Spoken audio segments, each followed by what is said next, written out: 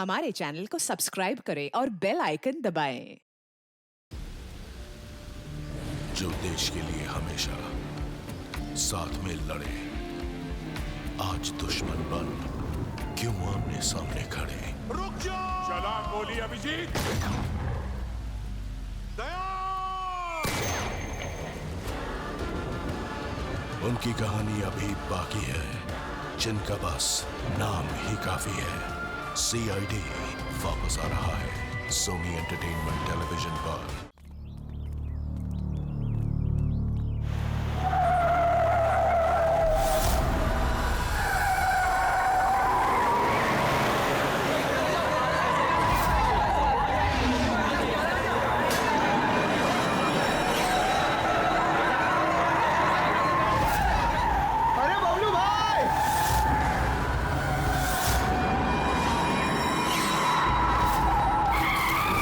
गाड़ी में कोई भी नहीं है।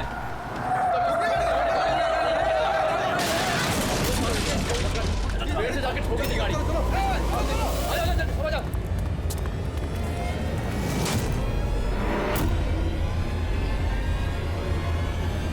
अरे बबलू भाई, अंदर तो देखो, ड्राइवर नहीं है।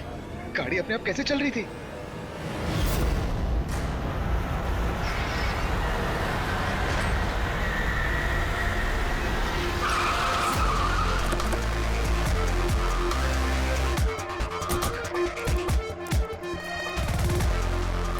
सलाम साहब।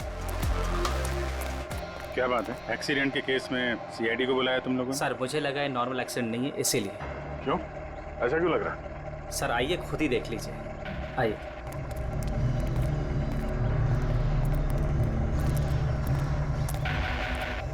सर दरवाजा खुल नहीं रहा था, बड़ी मुश्किल से हमने खोला इसे।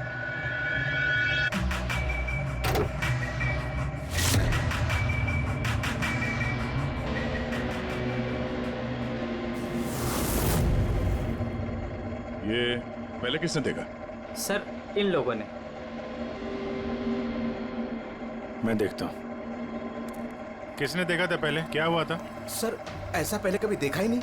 गाड़ी में ड्राइवर नहीं था सर। गाड़ी में ड्राइवर नहीं है तो गाड़ी अपने आप चल रही थी। अरे यार साफ साफ बताओ भाई। हाँ सर, गाड़ी में ड्राइवर नहीं दिखाई दिया और गाड़ी जाके सीधे पेड़ से टकरा गई। अरे क्या बात कर रहे हो? गाड़ी के अंदर ड्राइवर है, मना पड़ा है। नहीं सर, सच में गाड़ी में ड्राइवर नहीं था, नहीं तो ये गाड़ी मेरी भी गाड़ी को टकराते हुए बच गई। लाश की हालत से तो लगता है कि गाड़ी काफी स्पीड में थी। सर गाड़ी बहुत स्लो थी, लेकिन इतनी स्लो में कोई मर कैसे सकता है? गाड़ी भी ऑटोमेटिक है, हर चीज ऑटोमेटिक है, सेफ्टी डिवाइस भी ठीक है।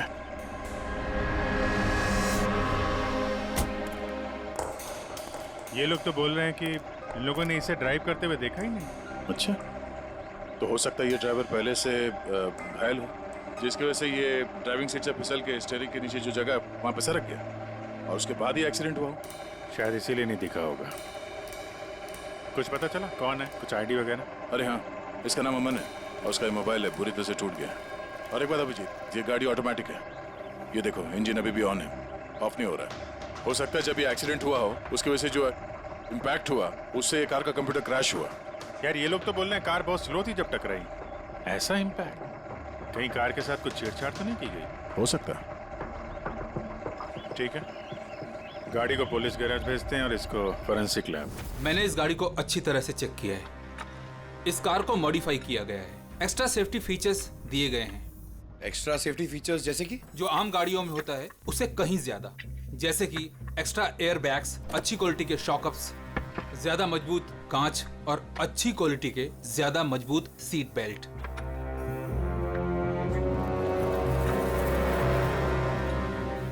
ये देखो, निकोटीन पैच। Nicotine patch? ये तो सिगरेट छोड़ने के काम में आता है ना? हम गाड़ी के सिस्टम को कंप्यूटर से लिंक कर सकते हैं? जी हाँ मैडम, एक मिनट।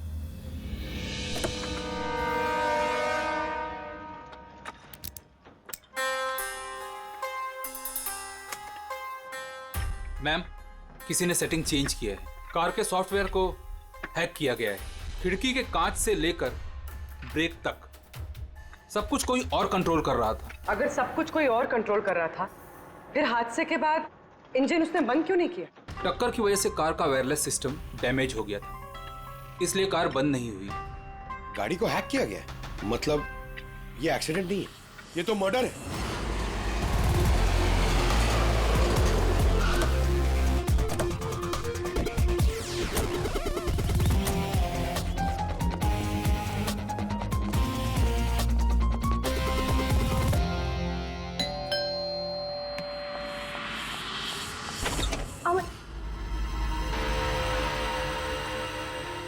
आप लोग सीआईडी।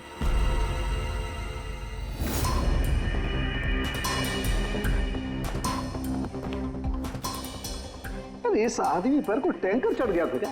सारी की सारी हड्डियां टूट गई हैं। कोई टैंकर वैंकर नहीं चढ़ा था इसके ऊपर साउंड के। एक छोटा सा एक्सीडेंट हुआ था यार। छोटा सा? और वो भी किसी ने करवाया था। आपके पति अमन का एक्सीडेंट हुआ है और वो नहीं रहे। आपको कैसे पता? अमन को कार नहीं चलानी चाहिए थी। वो कभी कार नहीं चलाता था सर, क्योंकि उसे पता था कि छोटा सा झटका भी उसकी जान ले सकता है। पर आप लोग, मेरा मतलब है कि सीआईडी यहाँ पे। जी, क्योंकि हमें लगता है कि उनका खून हुआ है। खून? पर ऐसे कैसे हो सकता है सर? एक्सीडेंट से पहले तो अमन मुझसे फोन पे बात कर रहा था, हम दोनों फोन पे बात कर रहे थे कि अचानक फोन कट हो गया। मैंने बहुत ट्राई किया लेकिन फोन नहीं मिला। मैं समझ गई थी कि कुछ तो ठीक नहीं है। अमन कभी भी खुद गाड़ी ले जाकर इतना बड़ा जोखिम नहीं उठा सकता था। खुद ड्राइव नहीं करते हैं तो ड्राइव कौन करता है? सर, हमारा एक ड्राइवर है। कहाँ वो ड्राइवर? कहाँ है अभी? उसकी तबीयत खराब थी, इसलिए वो छुट्टी पर है। कहीं उस ड्राइवर नहीं तो कुछ गड़बड़ नहीं गई गाड़ी में? नहीं सर, हमारा ड्राइवर बहुत ही भरोसेमंद इंसान है। वो ऐसा कभी नहीं कर सकता। पिछले 15 साल से वो हमारे लिए कार चला रहा है। सर, इसके शरीर पर 7 जगह हड्डियों के टुकड़े टुकड़े हो गए। 43 जगह हेयरलाइन फ्रैक्चर्स हैं और 21 जगह माइन्यूट फ्रैक्चर्स हैं। और हैरानी की बात तो ये है कि इसके पहले भी इसके शरीर पर बहुत सारे फ्रैक्चर्स हो चुके थे जो अब हील हो गए। बस इन हड्डियों के टूटने की वजह से इसके शरीर के नाजुक अंग जैसे हार्ट, फेफड़े, ये सब डैमेज हो गए हैं और मौत भी शायद इसी वजह से हुई है। साळुंखे, ये जो निशान है स्क्वेरिश, ये कैसे निशान है? बस ये निकोटिन पैचेस के निशान है। इसके शरीर पे बहुत ज्यादा है। इसे सिगरेट पीने की लत थी और वो इसे छोड़ना चाह रहा था। Nicotine patches? अच्छा। और फिर यार अभी तारिका ने बताया कि इसके शरीर पर पुराने फ्रैक्चर्स के निशान भी हैं, बहुत सारे। ये पुराने फ्रैक्चर्स का क्या मतलब हो सकता है? अमन को ड्राइविंग तो आती थी ना?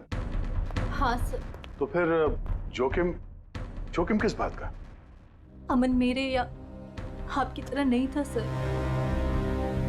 छोटे से छोटा झटका भी उसकी जान ले सकता था। ड्राइविंग की वजह से उसकी जान को खतरा था।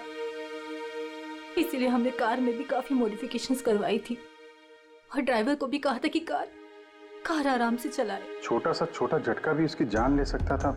क्या मतलब? क्या कुछ था उसको? कोई प्रॉब्लम थी? सर, अमन का शरीर कमजोर था, नाजुक था। यार तू क्या कर रहा है साळुंखे? अरे तू ये ऑस्टियोजेनेसिस इम्परफेक्ट है। ऑस्टियोजेनेसिस इम्परफेक्ट मतलब ब्रिटल बोन डिजीज? एग्जैक्टली, भंगुर अस्थि रोग। मतलब इसकी हड्डियां भंगुर हैं। और इसीलिए बॉस, इसकी हड्डियों को अगर जरा सा भी झटका लगे तो चकनाचूर हो सकती हैं। 25 से ज्यादा बार उसके फ्रैक्चर्स हो चुके थे। हमेशा खतरा रहता था उस पे। मुझसे जितना हो सके मैं उसकी सुरक्षा का ख्याल रखती थी ताकि उसे कोई झटका न लगे। घर में, कार में हमेशा उसकी सुरक्षा का ध्यान रखती थी। यहाँ तक कि जब अमन को पता चला कि सिगरेट पीने से हड्डियाँ कमजोर होती है तो अमन ने पूरी कोशिश की सिगरेट छोड़ने की। तभी इतने मामूली एक्सीडेंट से भी ये हाल हो गया था शरीर का। लेकिन वो अचानक गाड़ी लेके कहाँ गया था? सर मुझे नहीं पता, लेकिन जब वो अकेला गाड़ी लेकर चला गया तो मुझे उसकी बहुत चिंता हुई और मैंने अमन को फोन किया। हेलो अमन। या बेबी बोलो। अच्छा, तो तुम खुद ड्राइव कर रहे हो। तुम्हें पता है ना तुम्हारा ड्राइव करना कितना ज्यादा खतरनाक है, लेकिन तुम मेरी बात सुनते तक नहीं। वैसे ऐसा कौन सा जरूरी काम था जिसके लिए तुम खुद गाड़ी लेकर निकल गए? ड्राइवर तक का वेट नहीं किया गया तुमसे। जरूरी था स्वीटहार्ट, लेकिन तुम परेशान मत हो, मैं गाड़ी आराम से ही चला रहा हूँ। अमन, मुझे ऐसा क्यों लग रहा है कि तुम मुझसे कुछ छुपा रहे हो? देखो सुप्रीति, मैं मानता हूँ कि मैं सारी बातें तुमसे शेयर नहीं कर पा रहा, लेकिन इसका मतलब ये नहीं कि तुम उल झुल बातें सोचने लग जाओ। है कुछ प्रॉब्लम्स, मैं उन्हें सॉल्व कर लूँ, फिर तुम्हें सब कुछ बता दूंगा। प्रॉब्लम्स? तुम अभी क्यों नहीं बता सकते मुझे? क्योंकि ये सब खतरनाक है, वो लोग बहुत खतरनाक हैं, मैं तुम्हें नहीं बता सकता। खतरनाक लोग? Oh no. अमन, हेलो। कौन सा प्रॉब्लम? और ये किन खतरनाक लोगों की बात कर रहे थे? वो कुछ पता है आपको? सर मैं कुछ नहीं जानती। अमन की किसी से कोई दुश्मनी, कोई बिजनेस राइवलरी वगैरह? इस बारे में मुझे कुछ भी पता नहीं, लेकिन हाँ, मयंक और नेहा आपकी शायद कुछ मदद कर सकते हैं। मयंक और नेहा? ये कौन है ये लोग? मयंक पेशे से एक वकील है और अमन का दोस्त भी, और नेहा अमन की सेक्रेटरी थी। अच्छा, ये मयंक का ऑफिस कहाँ है? अमन सर का खून? आप? मैं नेहा, अमन सर की सेक्रेटरी। लेकिन अमन की मौत तो एक्सीडेंट में हुई है ना? जी हाँ, मौत तो एक्सीडेंट में हुई है, लेकिन एक्सीडेंट अपने आप नहीं हुआ है। करिए बताइए कि आप दोनों मिस्टर अमन को कब से जानते हो? मतलब कब से काम कर रहे हो उनके साथ? सालों से। हम लोग साथ में काम ही नहीं करते थे, बल्कि बहुत अच्छे दोस्त भी थे। अमन की बीमारी की वजह से ज्यादातर बिजनेस वगैरह मैं ही हैंडल करता था। और नेहा जी आप? सिर्फ मैं और मयंक सर ही तो थे, अमन सर का पूरा बिजनेस संभालते थे। वैसे बिजनेस क्या है उनका? इन्वेस्टमेंट का बिजनेस है। हम लोग अलग अलग कंपनीज में पैसे लगाते थे और जब वो कंपनीज में मुनाफा होने लगे तो अपना परसेंटेज वापस ले लेते थे। ऐसी 50 कंपनीज है जहाँ पर पैसे लगाए थे अमन ने। किस तरह का कंपनीज में इन्वेस्ट करते थे? वैसे तो कई सारी कंपनीज में पैसे लगाए थे, लेकिन उनकी सबसे ज़्यादा दिलचस्पी 20-30 फार्मास्यूटिकल्स कंपनीज में थी। फार्मा कंपनी या दवाइयों की कंपनी? जी, ये कंपनीज बहुत नुकसान में चल रही थी, लेकिन आपको तो पता ही होगा अमन की बीमारी के बारे में। और ये कंपनीज उसी बीमारी का इलाज निकालने की कोशिश कर रही थी, और अमन का सपना था कि इस बीमारी का इलाज संभव हो जाएगा तो किसी और को वो तकलीफ नहीं उठानी पड़ेगी जो उसे थी। और सर अभी तो उन कंपनीज में फ़ायदा भी होना शुरू हो गया था। कोई दुश्मनी, किसी से कोई लड़ाई झगड़ा? नहीं सर, ऐसा तो कुछ नहीं था। अगर कुछ होता तो वो मुझे ज़रूर बताते थे। अमन की वाइफ का कहना है कि पिछले कुछ दिनों में वो परेशान लग रहा था। आपको जानती? परेशान तो थे, मगर मुझे कुछ बताया नहीं। मुझे लगा काम का प्रेशर होगा बस। आपने बताया था कि दवाइयों की कंपनी जो नुकसान में चल रही थी, उनमें से कुछ को फायदा होने लगा था। सबको नहीं सर, शायद एक को। मुझे उसकी डिटेल चाहिए। जी, मुझे अकाउंट चेक करना होगा। ठीक है। और मुनाफे के अलावा कोई ऐसी बात जो आपको अलग लगी या फिर कुछ अजीब सी हो, वो भी बता दीजिएगा।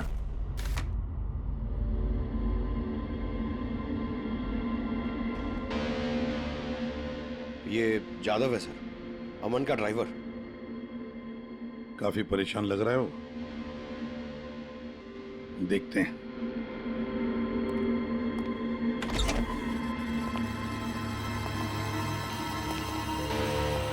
जादव?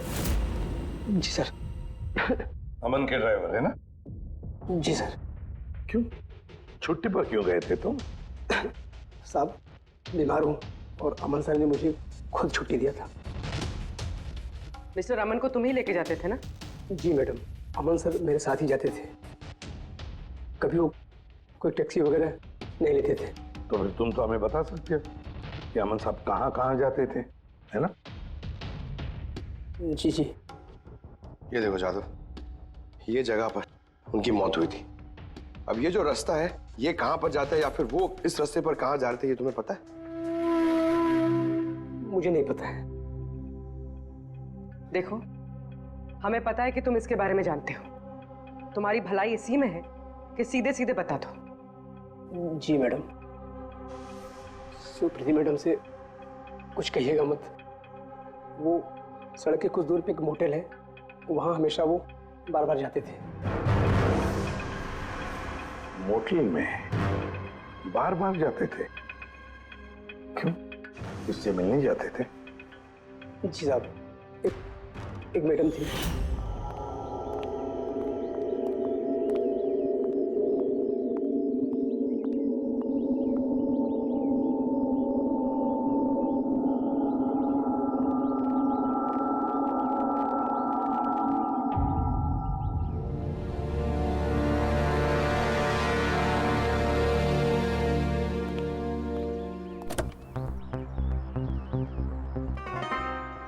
सुन जादव, ये जो कुछ भी तुमने देखा इस बारे में किसी से कुछ मत कहना, सुप्रीति भाभी से भी नहीं, समझे? ओके? जी सर। मैडम थी, मतलब अमन का उस औरत के साथ चक्कर चल रहा था। जी, छोटी मुंह बड़ी बात। साहब छुप छुप के उस मैडम से अगर मिलते थे तो इसका मतलब तो यही निकलता है। अमन उस औरत से मिलने जा रहा था जब ये हादसा हुआ। तो हो सकता है वो औरत अब भी वहीं पर हो, उसी मोटल में। चलकर मिलना पड़ेगा इस औरत से।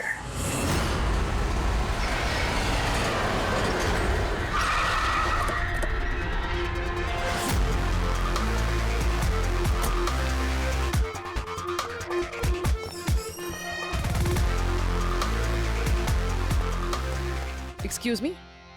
Yes madam, how can I help you? हम किसी से मिलने आए हैं।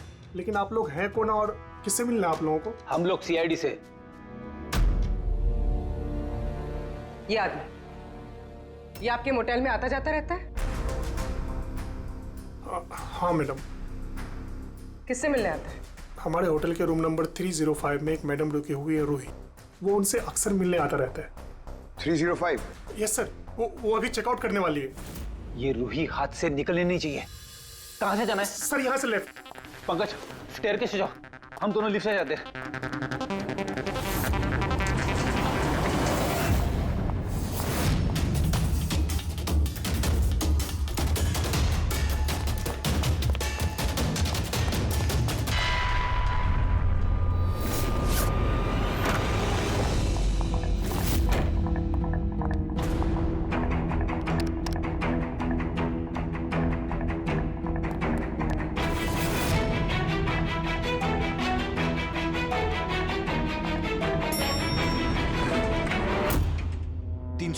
सर उधर।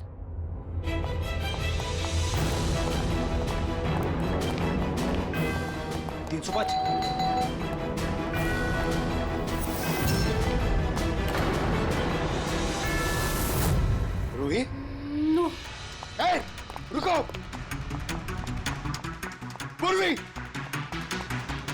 रूही, मुझे मत मारो, प्लीज। रुको! रूही! रूही! ए रूही! रूही! रूही! रुको! रूही!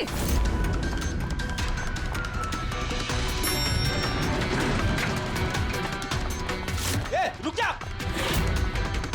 रूही! रुको! ए, रुक जा! रूही!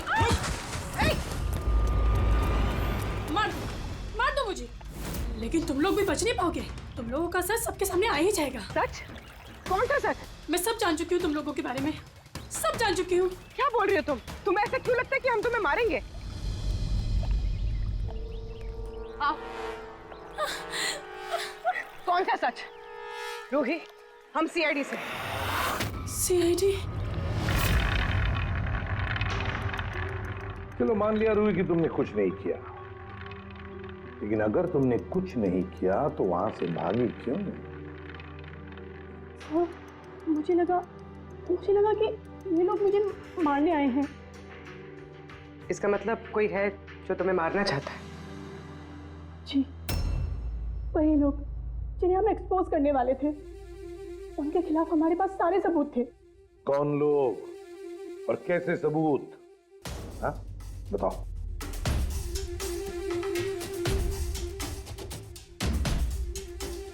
इसे तुम जानती हो ना, यमन है ना, इसी के साथ तुम मिलकर काम करती थी, इसी के साथ मिलकर तुम उन लोगों को एक्सपोज करने वाली थी जिसकी वजह से अमन की जान चली गई। देखो री, अब शायद तुम्हारा नंबर है, वो लोग तुम्हें मारेंगे। सर मैं मरना नहीं चाहती, मैं मरना नहीं चाहती सर। तो फिर बताओ, बताओ जल्दी, कौन लोग हैं वो?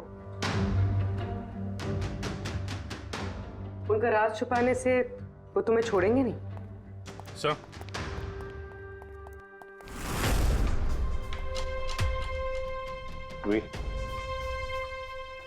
ये लो पानी पी लो, पियो। और मैंने जो कहा ठंडे दिमाग से सोचो, अपने बारे में सोचना जरूर। मैं आता हूं।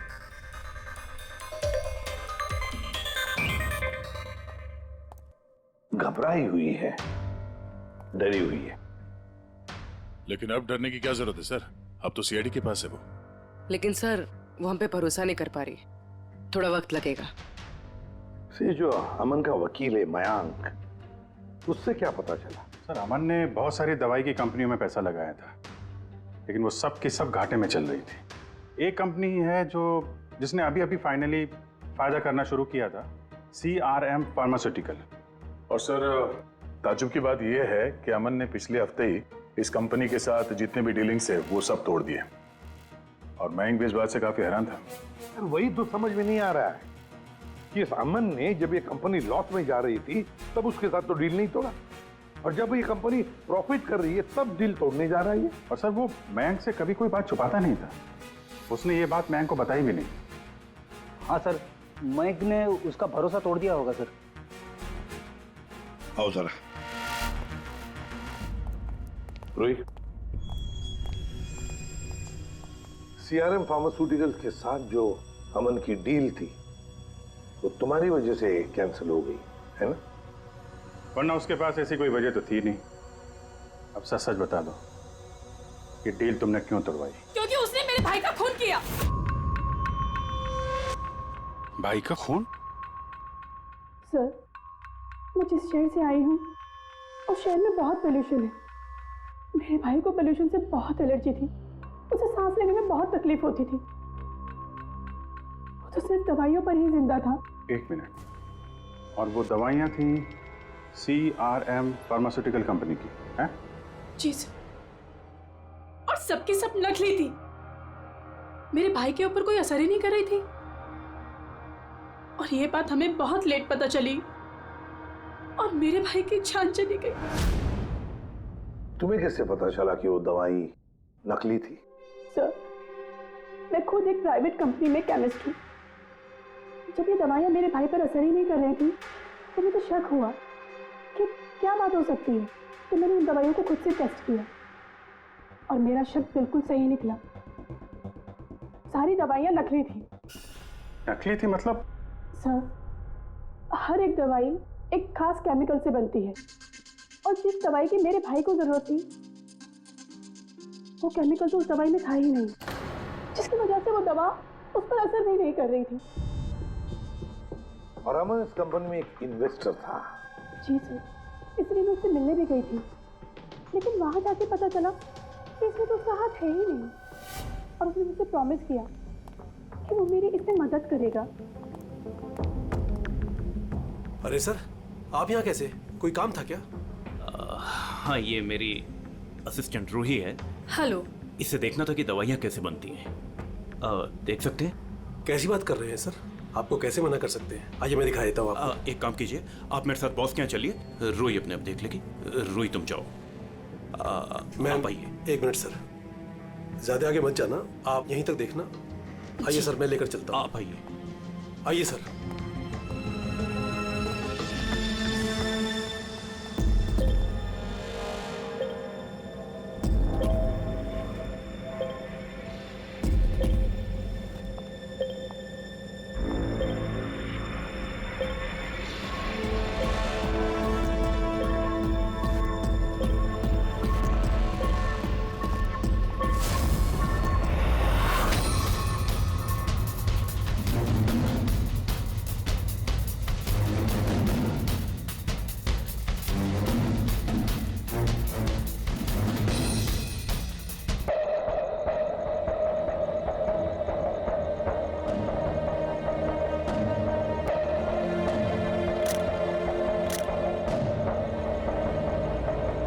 ये तो वही केमिकल है, लेकिन ये लोग यहाँ से बाहर क्यों लेके जा रहे हैं? फिर हमने सारे सबूत जुटा लिए थे और सारे सैंपल्स भी टेस्ट किए थे। एक बात तो पक्की है कि सामन की मौत और सीआरएम फार्मास्यूटिकल्स का कोई ना कोई संबंध जरूर है। कुछ ना कुछ तो गड़बड़ जरूर है। बॉस, इतनी सुरक्षित कार होने के बावजूद इसकी हड्डियां कैसे टूटी ये पता चल गया। अच्छा सर, अमन के खून में से हमें एक ऐसा केमिकल मिला है जिससे एपिलेप्टिक फिट्स आते हैं, मिर्गी का दौरा। माय गॉड, यार अमन को तो ब्रिटल बोन डिजीज था। मिर्गी का दौरा आ जाके वो गिर जाता, उसकी हड्डियां टूट जाती।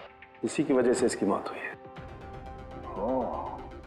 तो मतलब जिसने भी ये किया वो जानता था अमन के ब्रिटल बोन्स डिजीज के बारे में। उसे बड़े चालाकी से उसका नाजायज फायदा उठाया। पहले उसने अमन की गाड़ी का कंप्यूटर हैक किया और फिर एक्सीडेंट से पहले उसे उस केमिकल का इंजेक्शन दिया जिसकी वजह से उसे मिर्गी का झटका आ जाए। उसे मालूम था अमन किसी भी हालत में बच ही नहीं सकता। अगर मिर्गी का झटका आ जाता तो वो गिर जाता, जिसकी वजह से उसकी हड्डियां टूट जाती और वो मर जाता। अगर उसमें से भी बचता तो कार के एक्सीडेंट में से तो बच ही नहीं सकता था वो। समझ कि मिर्गी का दौरा पड़ने वाला जो ड्रग है कितनी देर बाद असर करता है? बस कुछ घंटे तो लगते हैं। मतलब ये ड्रग अमन को एक्सीडेंट से कुछ घंटे पहले ही दिया गया था। सर, कहीं ऐसा तो नहीं कि किसी ने इसे नींद में इंजेक्शन दे दिया? हो सकता है। बस एक काम करते हैं, इस अमन की बॉडी को फिर से एक बार अच्छी तरह से चेक करते हैं, देखते हैं कहीं कोई इंजेक्शन का निशान तो नहीं है। तारिका? Yes sir. अच्छा साहब, की सीआरएम कंपनी की नकली दवा के बारे में क्या पता चला? बॉस, उन नकली दवाइयों में एम्फेड्रिन नहीं है। ओह, मतलब रूही सही कह रही थी। सर, ये कुछ केमिकल्स की लिस्ट है जो सीआरएम कंपनी ने पिछले महीने मंगाई थी। माय गॉड बॉस, इसमें तो वो केमिकल सबसे ज्यादा मात्रा में जो सीआरएम की दवाई में होना चाहिए था। 500 गैलन। 500 गैलन तो बहुत बड़ी गड़बड़ है, बहुत ही बड़ी गड़बड़ है। पंकज, अभिजीत और दया से कहो कि सीआरएम कंपनी में जाए और वहां से मुझे फोन करें। और फ्रेडी, तुम और पूर्वी अमन के घर जाओ और पता लगाओ एक्सीडेंट के दिन अमन से कौन कौन मिलने आया था। इंजेक्शन? सर, अमन तो इंजेक्शन से बहुत डरता था। ऐसा हो ही नहीं सकता कि वो खुद को इंजेक्शन लगा ले। अपने आप नहीं लगवाया होगा तो किसी डॉक्टर से लगवाया होगा। नहीं सर, अमन तो इंजेक्शन के नाम से कोसों दूर भागता था और उसकी हेल्थ बिल्कुल ठीक थी। अगर कोई भी प्रॉब्लम होती तो वो कम से कम मुझे बताता। किसी और से नहीं लगवाया, खुद नहीं लगाया, तो फिर वो केमिकल उसके खून में पहुंचा कैसे? अच्छा, बता सकती है घर से निकलने से पहले अमन किस किस से मिला? मयंक और नेहा आई थी उससे मिलने। और हाँ मैम, एक आदमी आया था अचानक से, जसवंत। अब जसवंत? ये जसवंत कौन है? जी, जसवंत सीआरएम कंपनी का सीईओ है और अमन ने उसकी कंपनी में पैसे इन्वेस्ट किए थे।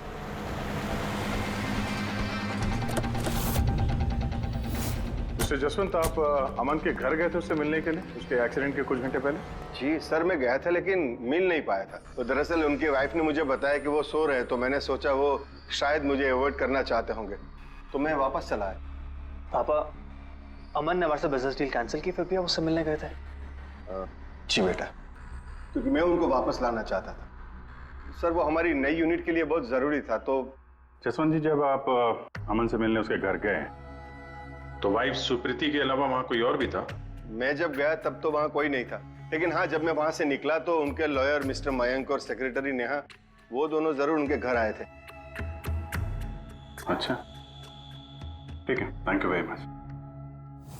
बॉस, ये देखो, ये निकोटिन पैच का हिस्सा और यहाँ पर देखो ये इंजेक्शन का निशान।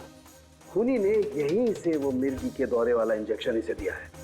इसका ये हिस्सा सुन्न करके, हाँ, और वो इस पैच के जरिए। इसे इमला पैच कहते हैं। इमला पैच?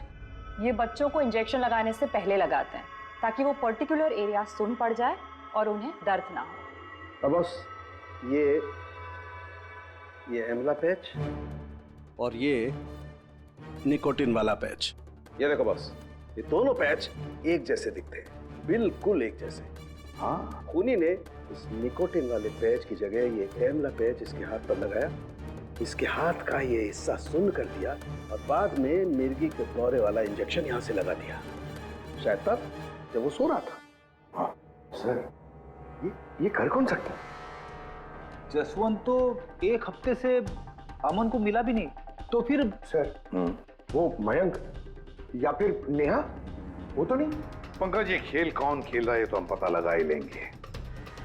अब हम भी एक खेल खेलेंगे, एक ऐसा खेल जिसमें जीत सिर्फ हमारी ही होगी, हमारी जीत।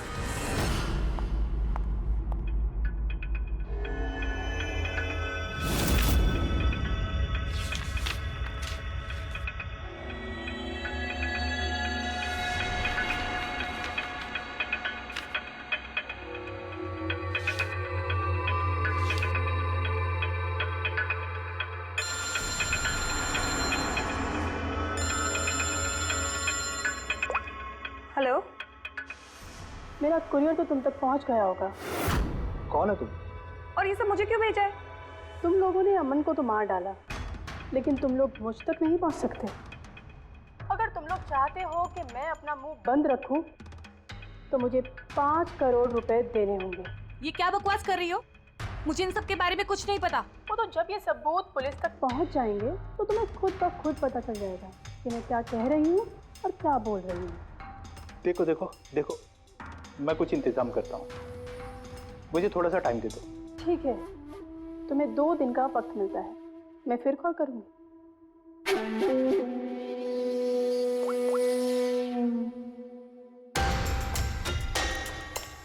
तो मास्टरमाइंड ये मयंक है।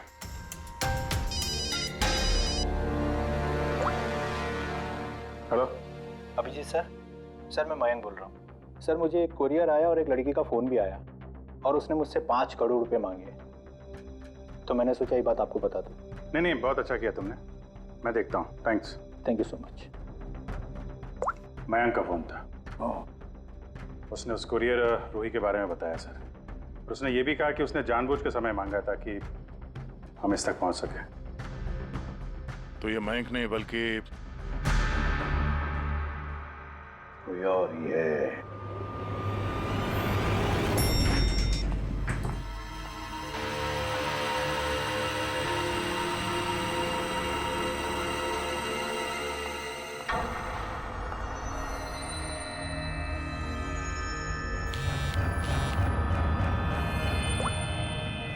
हाँ सर। पूरी इसने यहाँ पर नजर रखी है ना तुमने? हाँ सर, वो अभी यहाँ से निकली है। कड़ी नजर रखना पूर्वी, बिल्कुल कड़ी नजर। अपनी नजरों से ओझल मत होने देना उसे। ये नेहा ही हमें उस खूनी तक पहुंचाएगी। सर।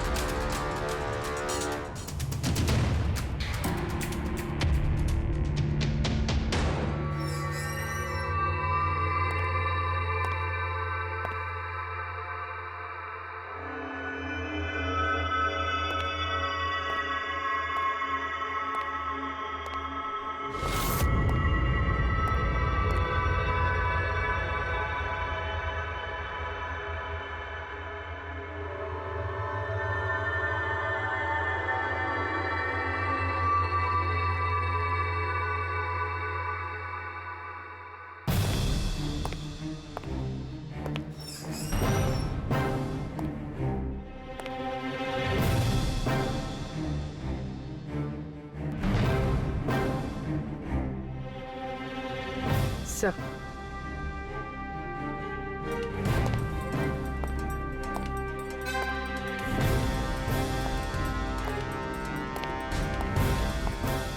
क्या हुआ? इतनी जल्दी में क्यों बुलाया? क्या है ये सब? ये सब क्या है? तुमने तो कहा था कि किसी को कुछ पता नहीं चलेगा। फिर हमारे बारे में ये लड़की सब कुछ कैसे जानती है? डोंट वरी बेबी, मैं सब संभाल लूंगा। मैं हूं ना। जैसे उस अमन को ठिकाना लगाया वैसे इस लड़की को भी ठिकाना लगा दूंगा। तुम टेंशन मत लो। ओके?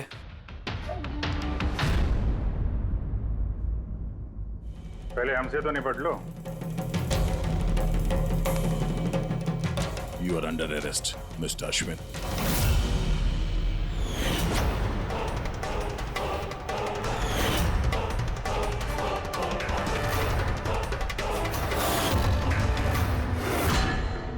अश्विन के पास तो वजह थी। तुमने अपने बॉस का खून क्यों किया? हम दोनों एक दूसरे से प्यार करते। जब मुझे पता चला कि अमन सर सीआरएम फार्मास्यूटिकल की जांच कर रहे हैं तो ये बात मैंने अश्विन को बता दी ताकि वो लोग अपनी गलतफहमियां दूर कर सके। लेकिन इसने तो अमन को ही दूर कर दिया। क्यों अश्विन? मैं जानता था कि अमन को कुछ समझाने का कोई फायदा नहीं होगा। वो तो हमें जेल भिजवा के ही रहता।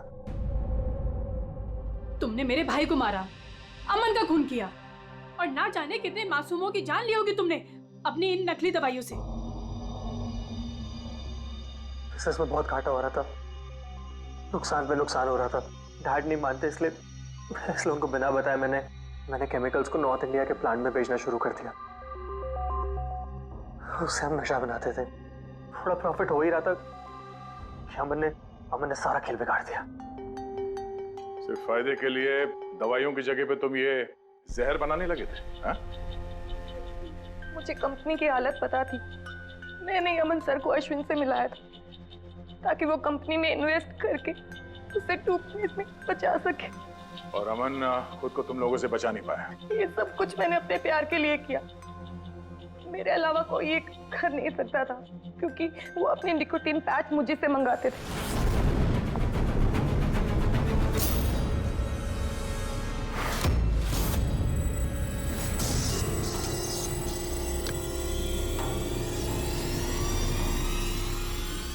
उसके अगले दिन जब हम अमन के घर पर गए।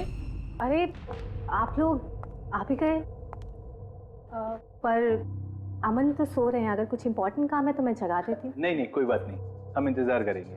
ओके, मैं अभी आती हूँ।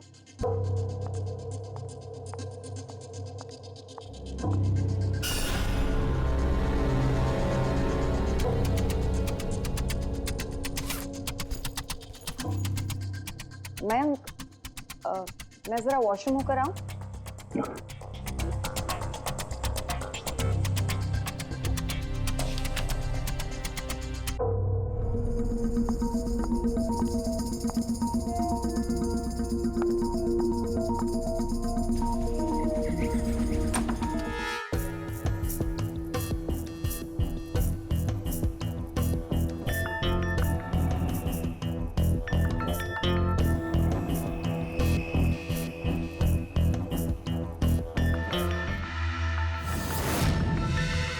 और वो दौरा उसकी कमजोर हड्डियों के लिए जानलेवा बन गया।